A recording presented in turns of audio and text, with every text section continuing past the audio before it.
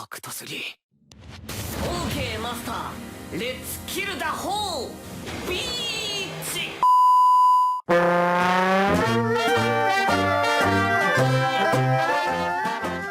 I've already talked about Rent-A-Girlfriend and how it's a shitty romantic comedy that fails to get even the most basics of storytelling correct, as well as having the worst cast of characters I've ever seen in this genre. I mean hell, I've seen some real fucked up shit, but at least those characters who did those bad things gave me a reason to be angry other than their existence. That said, did you know that this is not the only slice of life harem rom-com anime airing this season? Yes, believe it or not, there's actually one other show currently broadcasting, and what if I was to tell you it's actually good? It's a third installment of an ongoing series of adaptations, has a cohesive story thread, actual good characters that experience significant development, and it carries a message that, although fairly simple, is delivered in a way that should still leave an impact on you. I'm of course talking about my youth romantic comedy Has Too Long of a Fucking Name. Now, I will admit that I have a slight bias. Although I had been watching anime since I was a child, there was a point in my preteens where I sort of fell out of the medium. I had seen very minimal shows during this period of time, and this just so happened to be one of the few shows that I decided to watch on a whim. Plus, I was going through a bit of a slump during that time, so it sort of resonated with me on a personal level. That said, I'll have you know that I did rewatch the first two seasons in preparation for the third, and though I did find a few more things to criticize it for compared to when I first saw it, I can still confidently say that it's still light years better than Rent-A-Girlfriend and is way more worthy of your time if you're planning to watch a romantic comedy anime this season. Don't believe me? Well, don't worry. This is not meant to be a why you should watch SNAFU instead of Rent-A-Girlfriend video, even though you totally should. Instead, think of this as more of a quick overview of a show I really like. But before that, quick PSA.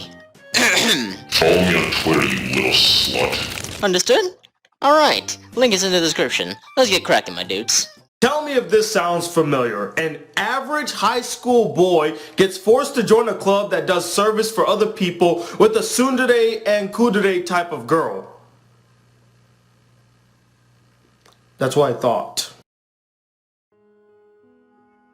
The story of SNAFU centers around a young man by the name of Hikigaya Hachiman, a social recluse who couldn't give less of a fuck about the world around him. After getting into an argument with his homeroom teacher about his assignment, she decides to punish him by making him join the service club against his will, in hopes of fixing his nasty attitude. The service club is a group of volunteer students whose main goal is to help out members of the student body overcome any problems they might be facing to the best of their abilities. At least, that's how it's supposed to be. The reality of the matter is that when Hachiman first arrives, the only real member of the club is a single girl by the name of Yukinoshita Yukino. They have a little back and forth, and it's pretty clear that they weren't going to get along. At least until a second girl shows up by the name of Yuigahama Yui. You see where this is going, right? After a bit more shenanigans, she ends up joining the club, and the rest of the series revolves around multitudes of people they meet and how they help them solve their problems. Now, if you're thinking that this probably sounded like the most contrived and overused setup to a romantic comedy in existence, you wouldn't be wrong.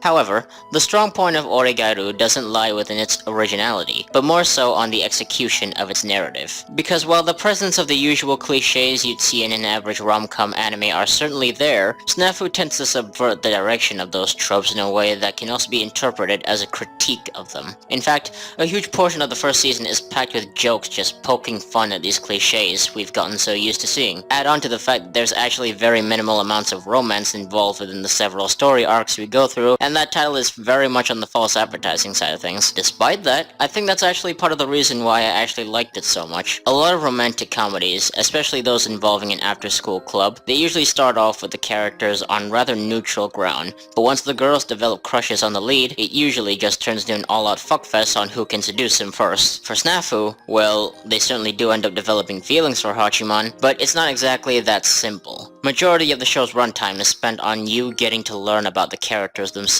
on a personal level. What makes them tick? What's their mindset? How firm are they about their ideals? And how do a lot of them actually clash with each other? What this does is that it makes you properly get to know and care for these characters before shoving in any of those feelings of love. Eventually you start to wonder if a romantic relationship between these characters would actually work, because their way of seeing the world and how they choose to tackle it is so incredibly different. Yet it's very clear that despite all that, they undoubtedly understand each other more than anyone else, or at the very least, are more willing to try and understand.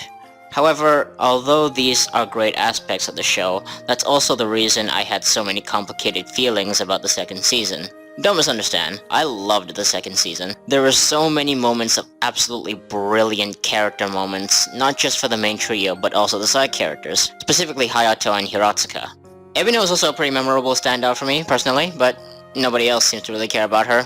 The problem, though, is that it feels as though the show had abandoned its original premise. It spent such a huge chunk of the first season mocking these tropes, yet in the end it still incorporates them. Granted, it's executed much better here than in most other shows of this genre, and it portrays the issues of school life to an absolute T. But that's not really the point.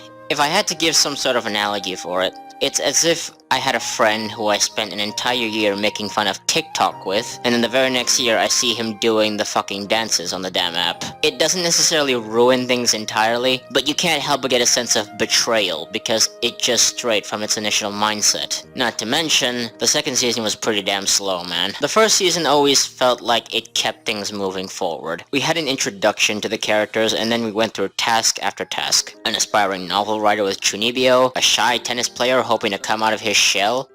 Yes, his shell. And don't say the dick makes it cuter, cause that doesn't make it cuter. That makes it even gayer. That makes you gay, bitch. A concerned family member asking for help regarding his sister, a field trip to a campsite, and a sports festival. All these events were all compact into a single season, and yet even though it felt as though so much was going on, none of it ever felt rushed, and it felt as though we were making significant progress on having characters become better versions of themselves. The second season, we get about 3 arcs at best. The second one, involving a certain group project, was an especially painful process to sit through. Mainly because it dragged out for so freaking long, and I had already predicted the outcome very early on. It's very easy to say that it overstayed its welcome, but at the same time, this arc offered so much growth to these characters, Hachiman especially, and that's why it's so hard for me to really dislike it. But the issues are just too prevalent to just brush off.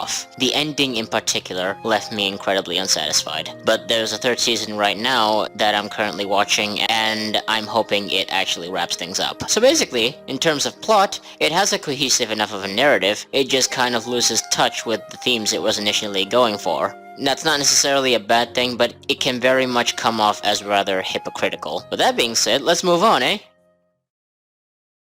SNAFU's greatest aspect is without a doubt its characters. If you know me, that is an absolute win in my book. Depending on who you are, it can very much vary on what makes or break a story for you. Some people find that the ending is paramount. Some people feel as though the message is what's most important.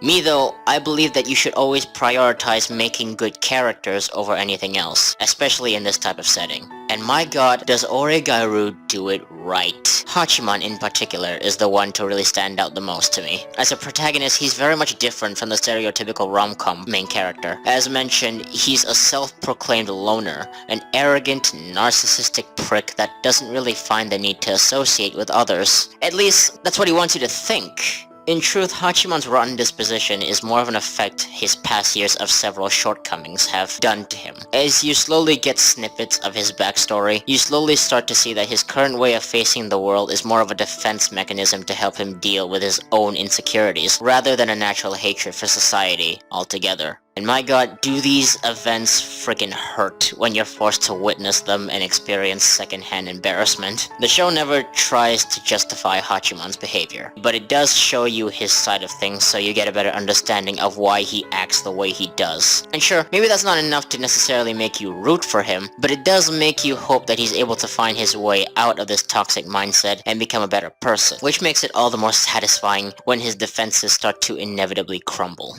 Yukino, on the other hand, is a different story. While she's very much similar to Hachiman in terms of her cold and distant attitude, unlike him, Yukino wasn't rejected by the social hierarchy, but instead chooses to actively reject it. She's an incredibly smart and talented young woman that just doesn't find the need to associate with others. However, that Ice Queen personality of hers comes with a huge pack of family issues. Score!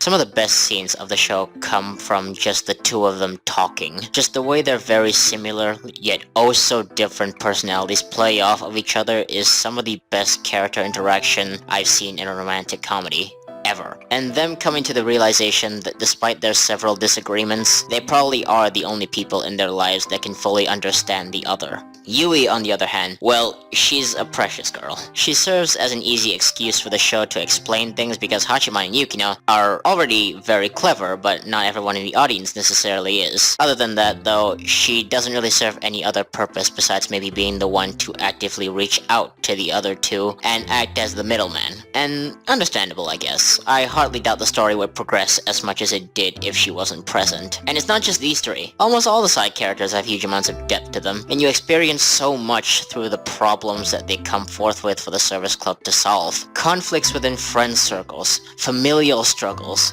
inferiority complexes. So many inferiority complexes. In fact, one of my favorite dynamics within the show besides Hachiman and Yukino is the one-sided rivalry between Hayato and Hachiman. Terrific stuff. This review turned out a lot more unorganized and incoherent than I would have hoped. I guess being an asshole is just a talent of mine because I had absolutely no problems articulating myself for these videos. That said, I'm hoping I at least managed to convince you that this show deserves more attention than Rent a Girlfriend at least. Out of 10, I'd give this series a 7. The story, despite embracing all the tired old tropes it initially mocked, still manages to execute them better than most other shows of the same category. The characters are genuinely very engaging, and they grow in ways that are actually very compelling. Of course, if you don't believe me, you could always just check it out for yourself. And if you don't like it, well, I think you already know what that means. Smell you later, scrubs. Okay, not exactly the best attempt at being positive, but we're getting there. Wait, what?